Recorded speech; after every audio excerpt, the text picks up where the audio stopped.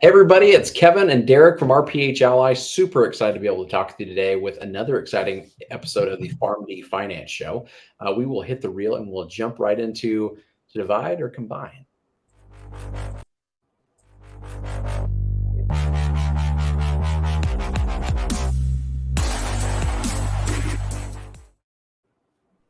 All right, Derek, so excited to have you, buddy. Our not the guest, the star of the show is Derek, and the star of the show in all of finance is Derek with RPH Ally.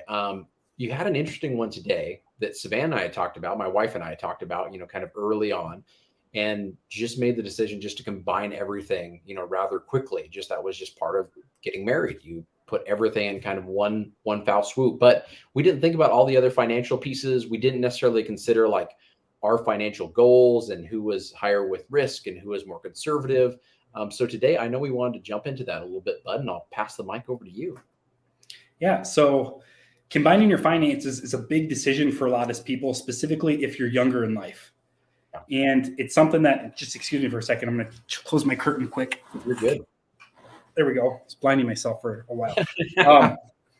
I'm back. So combining your finances is a huge decision, and there's never a right or wrong answer. Yep. But recently I saw an article come out from the Journal of Personality and Social Psychology. And they talked about how there is research that shows if you combine accounts and combine finances as a married couple, you're much more likely to find happiness and contentment in your relationship, and you're a lot less likely to end up separating. Wow. And I think overall that just makes sense, right? Because when you have combined finances, you're forced to communicate better. You hold each other accountable a lot more. Mm-hmm. And there naturally just becomes more open lines of communication because you're seeing everything go in and out on an ongoing basis. So you're not missing out on anything. So you're able to have more fluid conversations with your significant other about your money when those finances are combined. But it's a tough decision for a lot of people to make, regardless of if you're married or not. Okay. I know one thing for me, Derek, is just dividing and conquering. I think you being a family CFO it's a wonderful blessing for a family to be able to have, right? And when like Savannah and I with our finances, there are certain things that I handle and certain things that she handles. It is really able to take the load and separate it, so it's not so much to have to keep track of and tabs on. But what have you done, Derek? I guess over the years in kind of this decision-making process, you've got so many clients that are married or looking to get married, right? And unfortunately, I'm sure you have a few also that have gotten divorced. So all of those things kind of in general, how do you help people walk through it to know what's right for them? Yeah. So again, everybody's situation is unique. Most of the time, determining whether you should combine your finances or not usually depends on what money was like in your household while you grew up. And if you had similar upbringings, there's actually a higher likelihood that combining finances is the route you're going to go. And if you had dissimilar upbringing when it comes to money, keeping finances separate usually works best for some of those couples. So number one is just figuring out, how do you look at money? What do you feel most comfortable with? The other thing I like to do, regardless of the decision any clients make, is to make sure they have what I call a family board meeting about personal finances at least once a year. Okay. So that gives both spouses an opportunity to get together, to speak their mind, to ask questions from the other and hold each other accountable, regardless of if you share financial duties or not, or share bank accounts. And then the last one is, I really recommend that all people should have conversations about long-term future goals. If you understand why your significant other or spouse is doing what they're doing with the money, you'll most likely have a lot better outlook on the outcomes of those decisions, knowing that there's actually intention behind those instead of just looking at a bank account that you're not on and realizing that thousands of dollars are coming out and you're not even aware of it. And that's so interesting, Derek, because so for Savannah and I'm guessing this is the same with a lot of clients. Tax season, like when we're doing our taxes, is the financial board meeting, for us. It's like, hey, what have we been spending?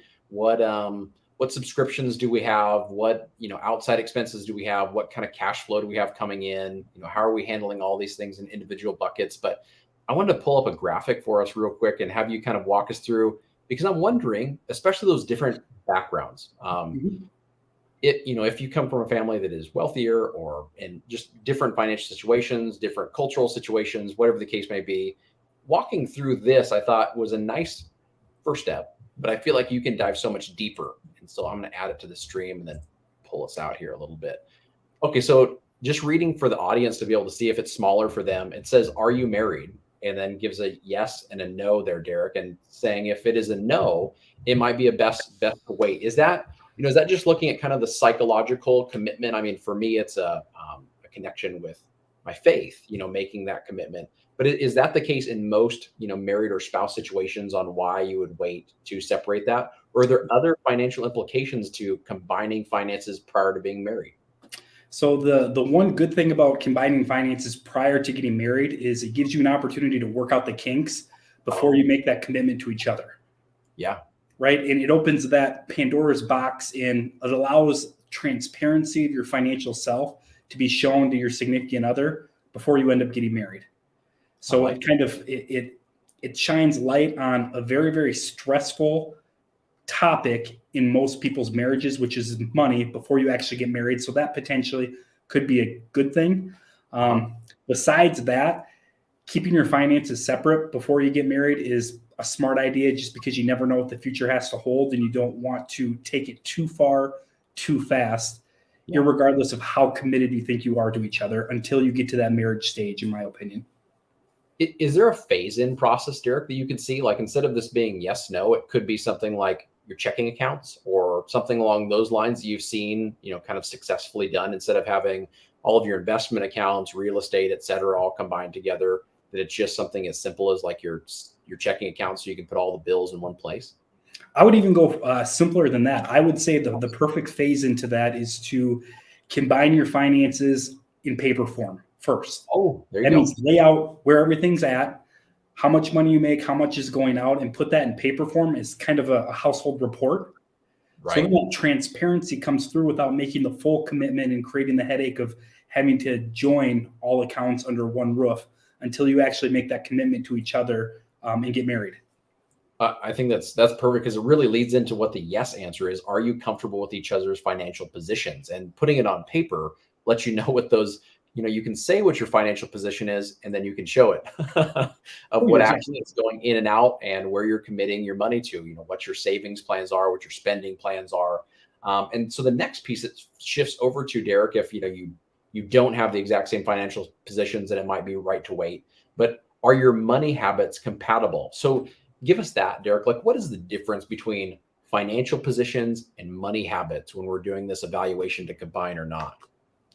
So I would say money habits for me and for a lot of people I talk to have more to do with, are you in alignment for what you want your future to look like? Are you both committed from a behavioral standpoint to do things that are going to get you to where you want to be in the future? It doesn't matter if you take the right direction to get there, but are you both committed from a behavior standpoint to get it done? Makes a ton of sense. Okay. And that is, go ahead. No, I was going to say, I think that it makes so much sense that the financial positions could be, literally, are you in significant debt?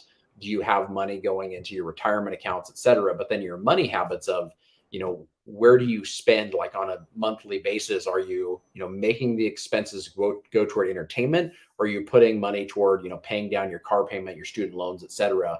Like getting a good beat on those pieces makes sense. But you mentioned something I think is much deeper is, what are your long-term goals with that money? Like, are you saving to start a business? Are you saving to pay off your entire house when you buy it? All of those pieces can become really contentious, I would imagine. When someone says, what I want to do with our finances when we start getting money accumulating is use that for the down payment. And someone else says, no, I don't want to use a down payment because I want us to be renters and I want to use it for a business. And that's really smart. So the next thing it leads into, Derek, is pros and cons. And I think that's exactly what you and I will be talking about is, what are the pros and cons once we do decide? Yeah. So I would say there are in my personal opinion, and based off of people I have worked with in my career, there are a lot more pros to combining your finances than there are cons. Awesome. And I think the biggest one is it just promotes communication, it promotes transparency, and it also allows people or couples to get better at forgiveness when you have combined finances, because things are always going to go wrong. Things are never going to work in alignment with what you hope or expect. Yep. And if you get good at providing forgiveness along the way, it's going to strengthen that muscle in a relationship that's going to be able to be applied in many different areas outside of finance as you grow together. Yeah.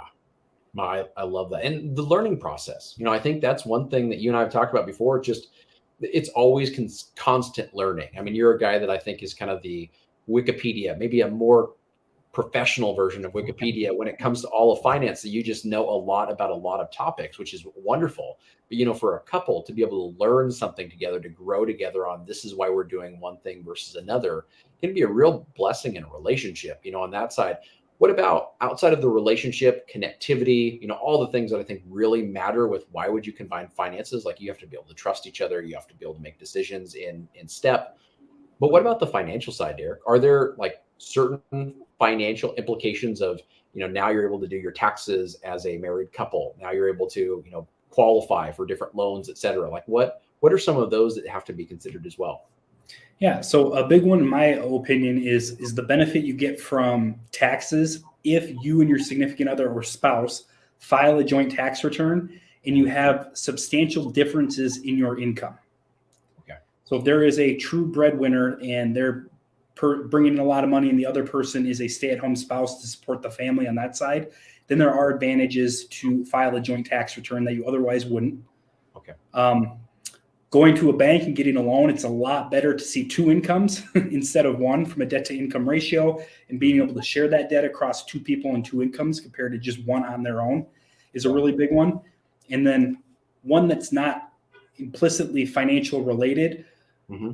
I think once you start having children, having a lot of connectivity when it comes to your finances becomes extremely important, because the top comes off and that money spout starts leaking everywhere. And if you're not on the same page, it's going to absolutely drive you crazy, specifically if your core values align with more stringent money policy. Right.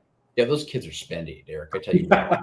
They're worth every penny. Don't get me wrong, but they are expensive. And having all those finances in one place, you can see where it's flowing one way or another on, are we buying new clothes or new furniture, or painting a baby's room, or doing a remodel because we're changing an old office into a kid's place. I think those are really important kind of steps and elements.